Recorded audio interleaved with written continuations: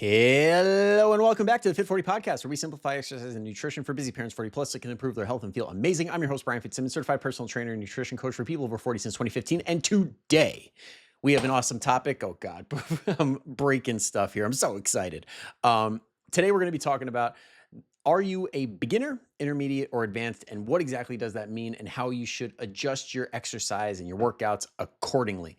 Now, before we jump in, as always, if you are a return listener, or maybe if you're a new listener and you really love this podcast, go ahead and hit follow or subscribe wherever you're watching or listening, so that way you do not miss another episode going forward, because I'm cranking them out weekly and they're always awesome. They're always going to be geared towards helping you achieve your goals. So if you like that, go ahead, take a second, hit that button. It helps me, it helps the channel, and it'll help you going forward.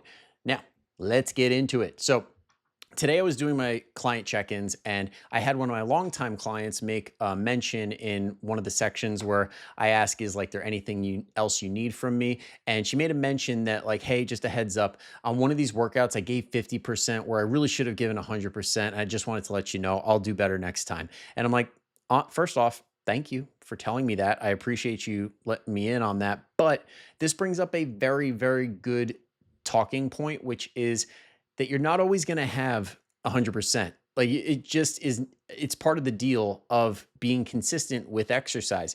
Every single day, it's just not going to be your best. And that's okay. It's all about showing up and doing what you can, given whatever that day allows you to do, based on your sleep, based on your stress, and all that good stuff. Like, every day's best is going to look a little bit different. And honestly, a big factor could be whatever phase of training you are in. There's like that newbie phase, that awesome beginning, there's the intermediate, and then there's advanced. So let's talk about it so you know exactly what each entails and what to expect. Now, first off, where most people are, that's the newbie phase.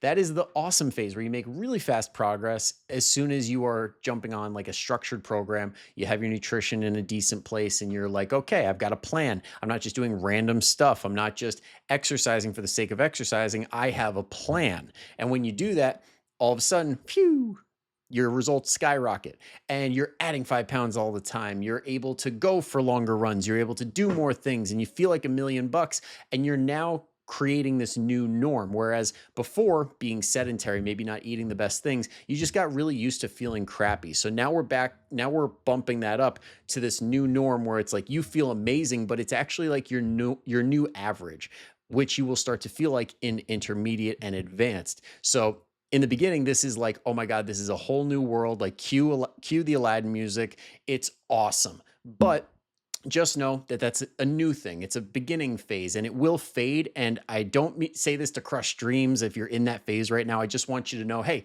it's coming. All right. Just like a new diet, when you first start a new diet, you automatically feel amazing because you take out a lot of the things that are pissing off your gut, that maybe are not leaving you feeling full. And just in general, you feel like $1,000,000. But if you keep following that plan and it's not the best, you end up feeling like crap. Same with workout plans. Like, if you're following a really intense one and you feel really good in the beginning, but then slowly you start to feel drained a little bit as you keep going, and it feels worse and worse and worse, that's a sign you're not really on the best plan. So you really want to be conscious of, at this time, like, what kind of trajectory you're on after the honeymoon phase. Because in that newbie gains phase, you will, before you hit intermediate, hit that point where you're like, okay, things are starting to feel different. Things are starting to change a little bit. And if you're on a properly structured program and you are with a coach or somebody that knows what they're doing, or you're doing your research, listening to awesome podcasts like this, some YouTube videos, and you feel like you're in a really good spot to understand how to adjust, and you do appropriately, your body knows. Like, you are able to consistently make progress. Now, not adding tons and tons of weight every single week, but you're able to do better each time you go in. Your body is feeling better every single time that you go into the gym. You feel like you are able to operate at a higher level than you were previously, rather than feeling drained or feeling worse over time, like I previously mentioned. All right. So let's assume you're in that place where you're continually making progress and doing a kick-ass job at it. Eventually, you're going to hit intermediate. Okay. And this is the point where we start to notice, hey, not every day feels the best. It doesn't feel like I'm giving 100% every single workout. I'm not feeling like that newbie feeling, and that is totally fine. Okay.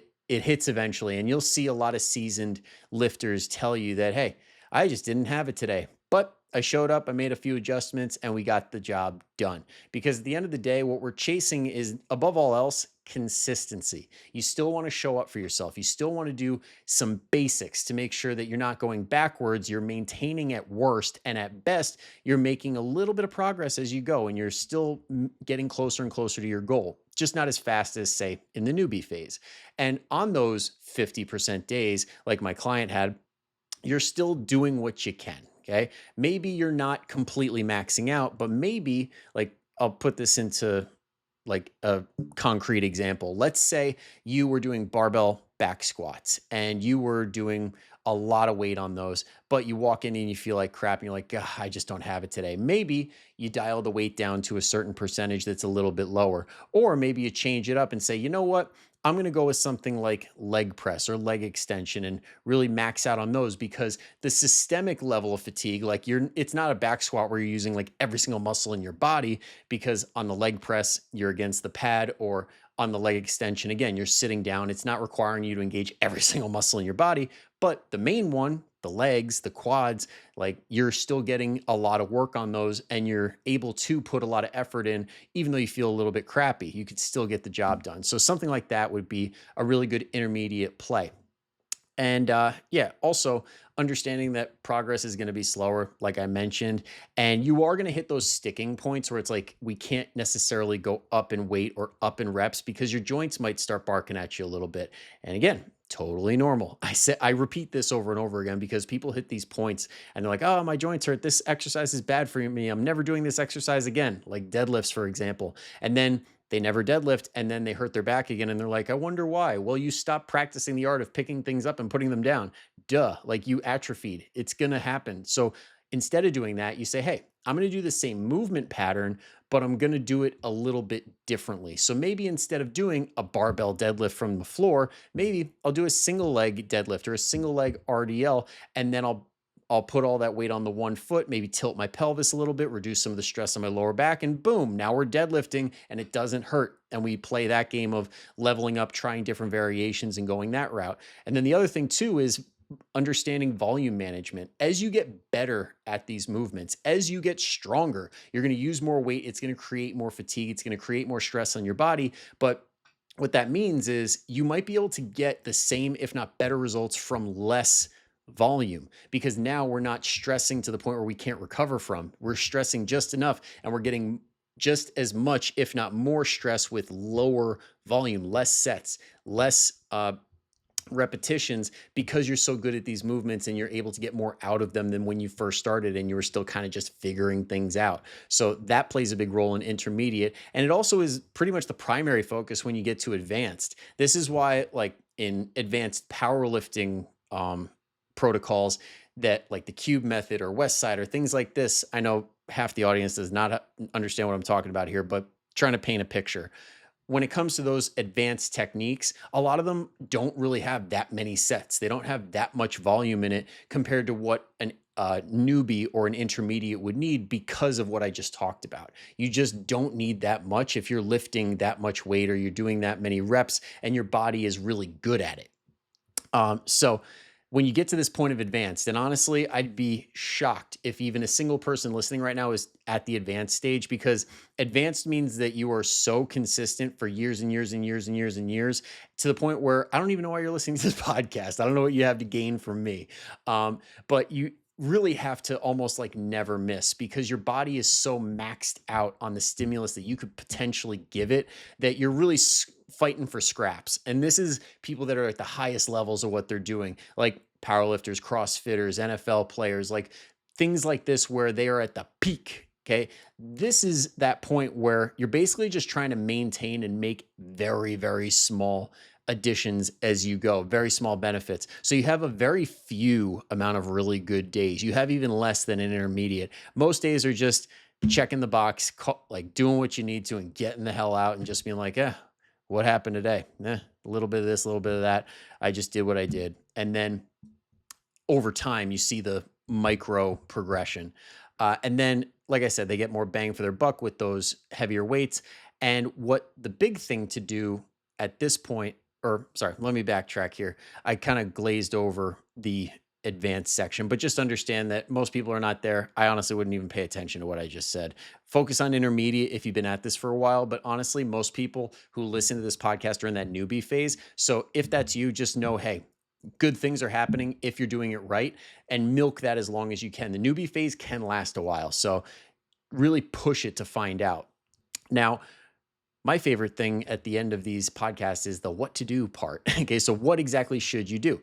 Well, number one is put in that work consistently. Okay, do what you can, eat no matter what you got going on, whatever percentage you're working with that day, just get the job done first and foremost. Get your butt to the gym and do what you can. And then if you find yourself in that place where those days where you're only able to give 50%, 60% are just starting to rack up and that's becoming like the norm rather than a rare thing, focus on your recovery. Take a very, very hard look at your sleep, at your stress. Like stress is going to change depending on the year, depending on your situation, like whether it's work stuff that's seasonal, maybe it's the holidays right now. I know as this comes out, we just went through Thanksgiving, we got Hanukkah and Christmas and Kwanzaa and all these other things coming up in the coming weeks. Like there's a lot going on, and that will affect your workouts. That will affect the amount of stress you are capable of producing through exercise because you have all this extra stress outside of the gym. And that all goes into the same stress bucket that your body is trying to deal with. So just keep that in mind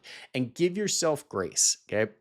If you can get your butt to the gym, even when you're not feeling it, or down into your basement or your den where you have the weights, whatever you're working with, if you can get that one intentional walk in throughout the day, then pat yourself on the back. You are doing more than most do. Most just are not even moving at all right now. So if you can do something, just know you're in a very, very good club. You're in a very good spot. And then when the seas part, like when the dust settles, you can always crank it back up. But a lot of the time, it's just holding on until you can do that.